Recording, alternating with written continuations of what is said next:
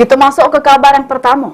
Sikok unit mobil pickup bak terbuka Kemis sore hangus temotong di Jalan Maijen Yusuf Singadekani, tepatnya di pojok Jerambak Ramasan.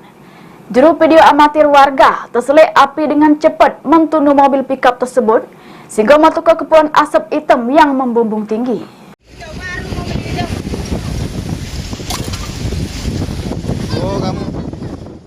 Kemis sore hangus temotong di Jalan Maijen Yusuf Singadekani, tepatnya di pojok Jerambak Ramasan.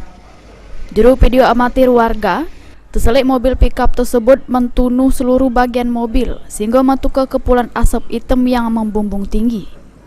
Dari pantauan Palembang TV di lokasi kemotongan, mobil pickup yang diketahui jenis Suzuki warna hitam nomor polisi Nopol BG 8572JL terselit sudah tinggal kerangkanya bae. Pemilik mobil Hidayat ngungkap kalau dirinya dari Bejajo di Desa Rambutan hendak balik ke rumah di kosan Kenten Laut.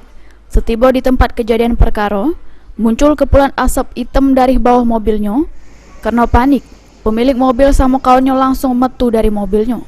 Namun api dengan cepat ngelahap mobilnya beserta 3 elektronik, yakni kulkas, mesin cuci dan AC yang lagi digawanya. Terus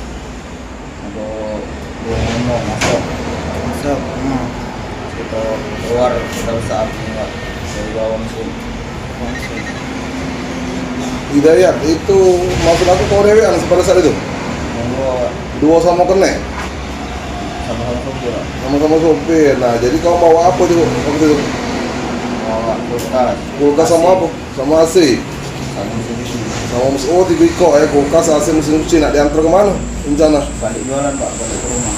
Balik Dari jualan. Jualan di mana? Di Rambutan Pak. Oh Rambutan, berarti yang kulkas itu untuk jualan berarti? Itu dapat tambah. Juru kemotongan ini tidak katek korban jiwa, namun kerugian ditafsir capai ratusan juta rupiah. Heru Wahyudi, PAL TV.